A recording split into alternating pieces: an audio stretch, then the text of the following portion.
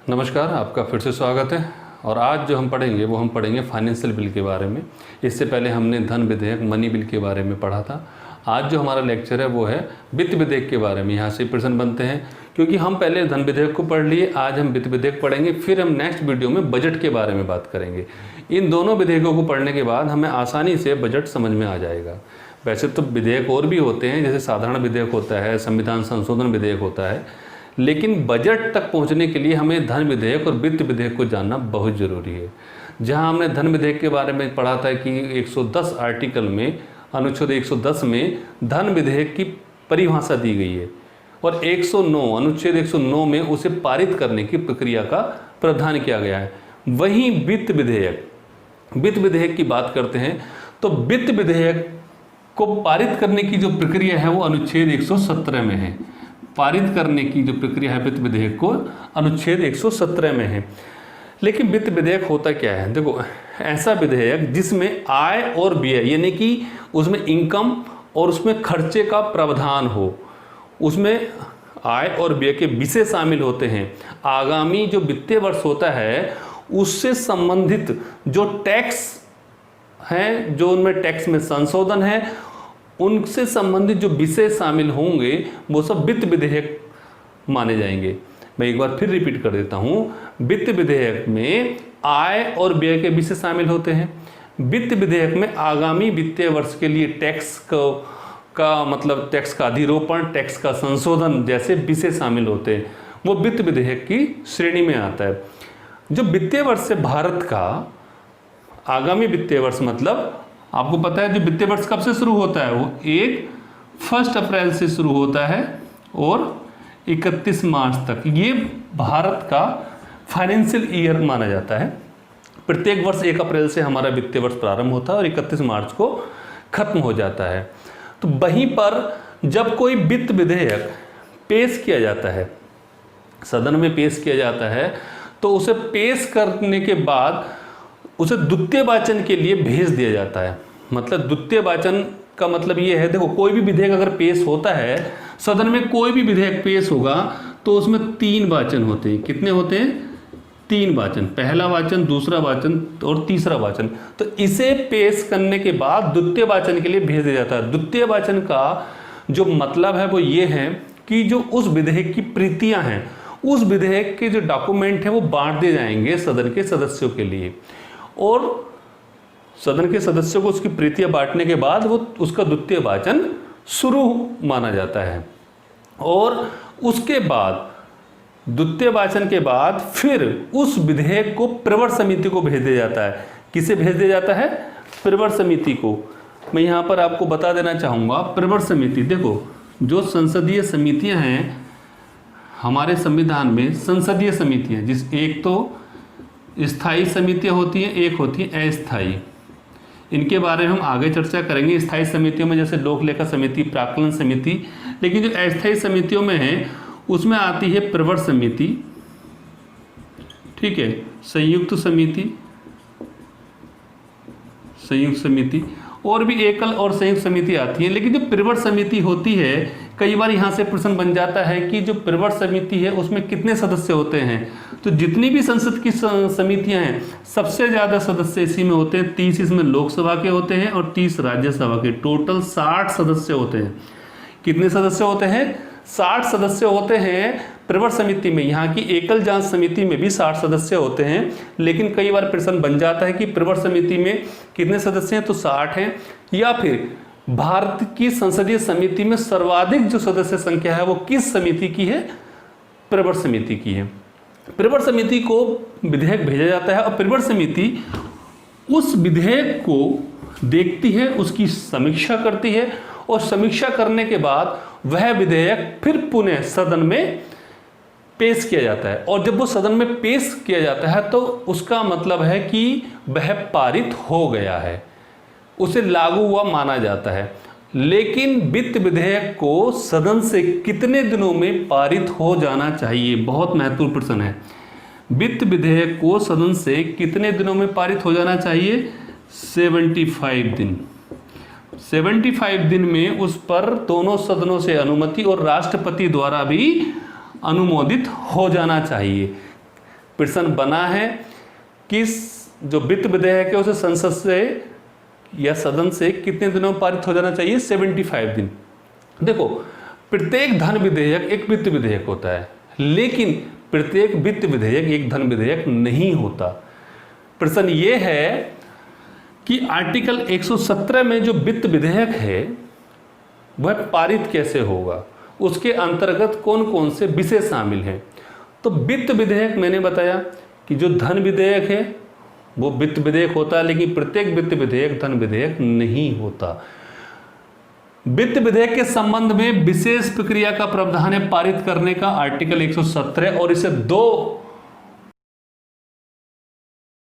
दो वर्गों में बांटा गया है। एक तो है आर्टिकल 117 का क्लोज फर्स्ट और एक है आर्टिकल 117 क्लोज 3। आर्टिकल 117 का क्लोज फर्स्ट के अनुसार ऐसा वित्त विधेयक जिसमें अनुच्छेद 110 के विषय, अनुच्छेद 110 में जो विषय हैं वह शामिल हो और उनके साथ साथ अन्य विषय भी शामिल होते हैं। आर्टिकल 117 का क्लोज फर्स्ट के अनुसार ऐसे विधेयक जिसमें अनुच्छेद 110 के विषय शामिल हो और अन्य और भी विषय शामिल हो। और अनुच्छेद 117 क्लोज 3 में क्या है? ऐसे विधेयक, ऐसे वित्त विधेयक जिसमें भारत की संचित निधि से व्यय का उपबंध किया गया हो। आर्टिकल 117 के क्लोज 3 के अनुसार भारत की संचित निधि से व्यय का उपबंध करता हो, ऐसा वित्त विधेयक आर्टिकल 117 क्लोज 3 के अंतर्गत माना जाता है। अब इन्हें पारित करने की प्रक्रिया समझ लेते हैं। आर्टिकल 117 के क्लोज फर्स्ट वाला जो वित्त विधेयक होगा वो कैसे पारित होगा? वो पारित होगा, देखो यहां से प्रश्न बहुत महत्वपूर्ण बन जाता है। आर्टिकल 117 के क्लोज फर्स्ट के अनुसार जो विधेयक होगा वह धन विधेयक की तरह पेश किया जाता है। किसकी तरह? धन विधेयक की तरह। पहली बात, लोकसभा में पेश किया जाता है, लोकसभा में। और वही बात कि राष्ट्रपति की पूर्व अनुमति आवश्यक होती है। राष्ट्रपति की पूर्व अनुमति आवश्यक होती है कौन से वित्त विधेयक के लिए? आर्टिकल 117 के क्लोज फर्स्ट के अनुसार जो विधेयक पेश किया जाता है वो धन विधेयक की तरह लोकसभा में पेश किया जाता है, जिसमें राष्ट्रपति की पूर्व अनुमति आवश्यक होती है। वित्त विधेयक में भी आर्टिकल 117 के क्लोज फर्स्ट के अनुसार। लेकिन इसके बाद भी ये विधेयक सामान्य विधेयक की तरह ही होता है। यहां पर जो देखने वाली बात वो ये है कि धन विधेयक की तरह पेश तो किया गया, लेकिन धन विधेयक को जिस प्रकार राज्यसभा वापस करती है, लौटाती है, यहां पर राज्यसभा को उसे पारित करना होता है।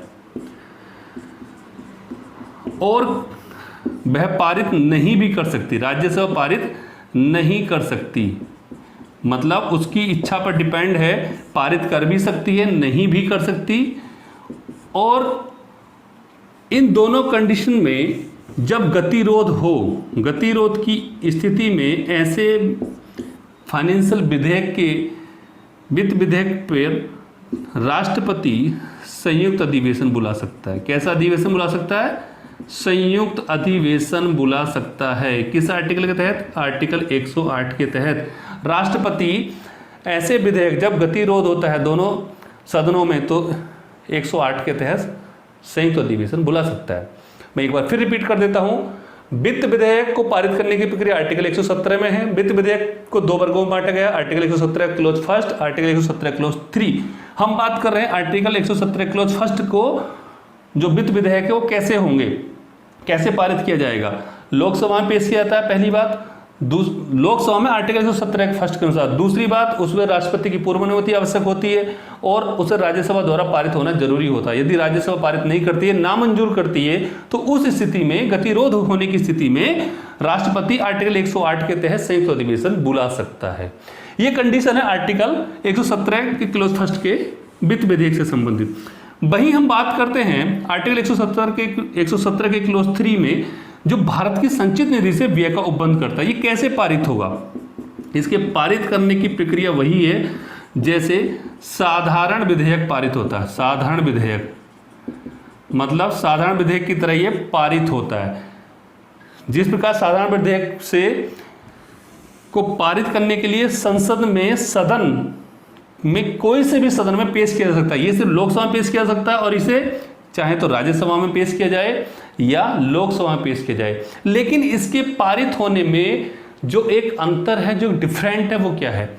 आर्टिकल 117 के क्लोज 3 के अनुसार राष्ट्रपति इसे पारित तब करेगा, मतलब इसे संसद से पारित तब माना जाएगा जब राष्ट्रपति ने संसद से सिफारिश की हो, सिफारिश की हो क्या करने के लिए? विचार करने के लिए। विचार करने के लिए राष्ट्रपति ने सिफारिश की हो, किससे? संसद से सिफारिश की हो विचार करने के लिए। आर्टिकल 117 के क्लोज 3 के अनुसार यदि राष्ट्रपति सिफारिश नहीं करता तो पारित नहीं होगा। राष्ट्रपति सिफारिश करेगा ऐसे वित्त विधेयक के लिए कि संसद से कि इस पर विचार करो, सिर्फ विचार करने के लिए, पेश करने के लिए नहीं। पेश करने के लिए राष्ट्रपति नहीं, पेश करने के लिए राष्ट्रपति सिफारिश नहीं करता, सिर्फ विचार करने के लिए राष्ट्रपति सिफारिश करता है। आर्टिकल 117 के क्लोज 3 के अनुसार सिर्फ राष्ट्रपति विचार करने के लिए सिफारिश करता है फाइनेंशियल बिल के लिए। तो ये कुछ कंडीशन है फाइनेंशियल बिल की। इससे पहले हमने धन विधेयक देखा और ये वित्त विधेयक था। वित्त विधेयक को 2 वर्गों में मैंने आपको बता दिया, आर्टिकल 117 क्लोज 1, आर्टिकल 117 क्लोज 3। इनके अनुसार ये कैसे पेश होता है, ये कैसे पेश होगा, ये कैसे पास होगा, ये कैसे पास होगा, ठीक है। और पारित करने की प्रक्रिया आर्टिकल 117 में है। ये आपको मैंने पहले जब शुरू की थी वीडियो उसमें बताया था। तो मुझे उम्मीद है वित्त विधेयक आपके समझ में आया होगा और मैं उम्मीद करता हूँ आपको मैं जो वीडियो दे रहा हूँ आपके लिए बहुत ही फायदेमंद साबित होंगी। आपकी परीक्षा की दृष्टि से इतनी महत्वपूर्ण है कि अगर आप इन्हें देखोगे तो आपके बहुत आसानी से समझ में भी आएगा और अच्छा प्रदर्शन भी करोगे। और मैं यही उम्मीद करता हूँ। और बात करेंगे फिर नेक्स्ट वीडियो की, नेक्स्ट टॉपिक की, बजट की, नेक्स्ट वीडियो में। थैंक्स।